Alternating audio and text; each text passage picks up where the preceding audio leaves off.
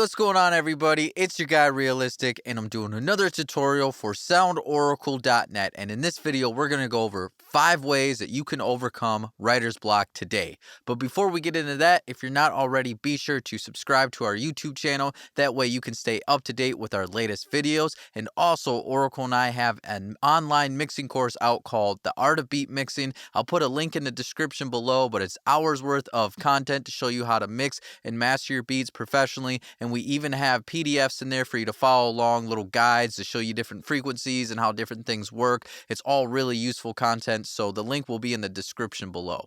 So now let's get into how we can overcome writer's block. And you know what? It happens to the best of us, so if it happens to you, don't feel too bad. But even though it's something that happens to a lot of us, there's still ways that we can overcome it and how we can beat writer's block. Sometimes it's known as beat block, where you're not able to come up with a concept or idea or get inspired to make a new beat or to write a new song or whatever creative field that you're in and you're struggling with. So first, let's get into my favorite way to overcome beat block or writer's block. And it's something that not only I swear by, but Oracle's really big on it, and that's collaboration. Collaboration is almost sure to just wipe away any type of writer's block or slump that you're going through. You know, it can really help if you collaborate with possibly another producer or another musician, because now you can bounce each other's ideas off of each other. You can think of things that they may do you wouldn't have thought of, or maybe they come up with a really cool groove and you're like, cool, now I got some drums to go with that. So you can collaborate with another producer that does a lot of the same style of music that you do. And if you do that, there's definitely nothing wrong with that. That can also be effective. But one of my personal favorite ways to collaborate is to collaborate with somebody that can do something that I'm just not able to do. So for instance, I'll collaborate with a horn player or a violinist or a guitar player or a flute player, right? And so they can do something that I'm not able to bring to the table, and that can be really cool. For instance, I might work with a saxophonist that listens to a lot of jazz music, and maybe they don't listen to a lot of hip hop music, or a guitar player that listens to a lot of rock music and they don't necessarily listen to a lot of hip hop music. And so because of that, they might have different ideals, or they might not have the same influences that I might have. Like for instance, like their beats probably wouldn't sound like a Metro Boomin or a Jetson Maid style, because they don't listen to the same type of music that I listen to. So then I could mix the style that I use a lot, where I'm influenced by Metro Boomin and Jetson Maid, and then they come in and they might be more influenced by like John Mayer, or they might be more influenced by even like a throwback like Louis Armstrong or something like that. Now we got all these little mixes of genres in there, so it can be really cool. Now that brings me to my next tip number 2. So another way that you can overcome writer's block is by listening to different genres or different artists that you normally wouldn't listen to. You know, sometimes when I'm feeling uninspired, what I'll do is I'll pull up some music, like maybe some classical music or Caribbean music, or one of my favorite things to do is I'll research some movies overseas and I'll listen to their soundtracks. Like maybe I'll pull up like an Italian romantic comedy, or maybe I'll pick out a drama that was produced in France and I'll listen to what their soundtrack is, or their movie score, you know, the music that's playing underneath the movie when they're acting and talking and having their moments throughout the movie. And sometimes I'll hear some really cool thing, like maybe some pizzicato violins that I wouldn't have thought of, or maybe some dissonance that we don't really use a lot over here in Western music, or maybe some different cadences or chord progressions, or just something entirely different. And that can also work too by just listening to artists that you normally wouldn't listen to. Let's say, for instance, you listen to a lot of Travis Scott and The Baby, right? But you don't really listen to a lot of Ariana Grande or Camila Cabello. Well, if you're feeling uninspired, or you're kind of having a hard time coming up with new concepts, what you can do is pull up a track by Ariana or Camila or Demi Lovato or something like that, right? And kind of listen to what they're doing, and then maybe even pay attention to what they're doing with their vocals and background vocals, and try to apply some of that to your beats, of how you would layer your beats. Because a lot of times with the type of music that they do, there's a lot of background vocals and a lot of layers. So maybe you could do something that's kind of cool like that, where there's this moving counterpoint underneath or something like that that they do in a lot of that type of music. Or again, again, you can, maybe venture off to rock music or country music or any type of different music that is different from the music that you normally listen to. You'll be surprised of how well that really gives you some inspiration. So tip number 3 for beating writer's block is using loops and samples. And this can be a really effective way to be able to overcome writer's block. We have a bunch of loops and samples to choose from on soundoracle.net, like literally all types. We got orchestra sounds, we got ethnic sounds, we got guitars, we got live instruments, we got synth sounds, trap vocals, we got all different types of stuff to choose from. So that could be a place to start. But one of the big advantages of using loops is you kind of have a starter point, like a song starter, or the groundwork is already done for you. So, you might have a chord progression and a cool sound that's already figured out.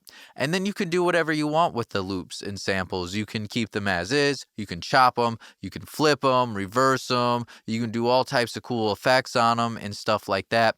Now, if you're against using loops and you don't want to have those in your production, there's a lot of people that feel that way, and I understand where you're coming from. But something that you can do is you can start out with the loop and then delete it later. And what I mean by that is throw the loop in your session, in your DAW, and then just kind of listen to what it's doing, follow along with the key, and now you can add in your own layers, your own drums, your own 808, and your own bass line, and some cool little melody lines. And then what you do is delete the loop entirely, like it never even existed, right? And then you got an entirely new song that's your own, that's not using a loop, but it was inspired by a loop. But nobody would ever know that you got the inspiration from using the loop. And so that can be a cool way to overcome your writer's block and come up with some new inspiration and some new sounds that you may not have came up with before. All right, so that brings me into tip number 4. If you're really, really against loops and you just don't even want to do the last thing I suggested where you delete it at the end, what you could do, this one you got to do ahead of time, but what you could do is you could make a bunch of loops and samples ahead of time, right? And I know this one takes some planning beforehand, but let's say you got a day where you got some openings on your schedule, you don't really know what to do or make. Well, what you could do is open up your DAW and then just make some 4-bar loops. Pull up your favorite VSTs, maybe Omnisphere, maybe Analog Strings by Output or Serum, whatever it may be. And what you can do is just focus on like some really cool presets or patches. Like go through them like, oh, that's a really cool preset or patch. And then what you can do is just make a little 4-bar loop, maybe a chord progression, maybe throw a melody on there, and then move on to the next one, and then just keep repeating that. Find a new patch, a new preset, and then just make a 4-bar loop. And it's really cool because now what you can do is you can make sounds based entirely just off of how cool the patch or the preset is, and you can find all these new sounds and you can just knock them out, just rapid fire, right? Like you could just knock out like 10, 20, 30 loops in an hour, right? Get that over with. And so then on a later day, when you're having a hard time feeling inspired or coming up with a new concept or ideal, then what you can do is you got this folder that has dozens, maybe even hundreds of loops that you already made. And you can just go through it and be like, oh, cool, just throw that in there. And now you got a whole little thing that you can start. And all you got to do now is just add some drums and some bass, maybe some layers, maybe arrange it, sequence it a little bit. Now, a little bonus thing with this that's really cool too is let's say down the road you have a session with an artist or something, and they're like, hey, man, why don't we cook something up right now in the studio? Well, what's cool about that is you can have all this in your arsenal of all these pre-made loops that you already made. And you can just go through these loops that you already made, and the artist can be like, oh, okay, not feeling that. That's all right. Oh, man, this is really fire. Cool. Now that's already done, and you don't have to worry about making something on the spot. You already got the loop figured out. So now all you got to do is add your drums and add your 808s. And now you and the artist have something that you can groove to right away, and they can start writing, and you can lay something down right there in that session. Okay, now let's get into my final tip, tip number 5. This is such an easy one. It's so obvious, but it makes a lot of sense. And it's as simple as taking a break. Maybe that's taking a break for a few hours. Maybe that's going outside for a little bit, going for a jog. Maybe it's even taking a break for a whole day or a whole weekend. Maybe you got to do something that you normally wouldn't do, like maybe go fishing, maybe go and do some sporting activities, play catch, hoop a little bit, something like that. Maybe even go window shopping or something at the mall for a little bit. Whatever the case may be, just kind of get out of it for a little bit and you can reset your brain, maybe get out, get some sun, increase the serotonin levels, and then you can go back in and you can cook up something with a fresh mind, and you'd be surprised of how well that works. But yeah, those are my tips for beating writer's block. I hope this helps. I think there's at least a few tips in here that if you didn't already know, I think these will at least help and really help you be able to overcome writer's block, and you can beat it at any time, and you can beat it right away too. It's not something that you have to be in a slump for months on months to get over. You can overcome this right away. And like I said before at the beginning of the video, if you haven't already, be sure to subscribe to the channel so you can stay up to date with our latest videos. And if you found this video helpful, be sure to hit that like button. I know it's crazy, but it really does help build the channel and help the channel grow. Hey, thanks for watching. Be sure to subscribe to our channel right here so you can catch the latest tutorials on mixing, mastering, and production, and you can check out some of our suggested videos here, here, and here.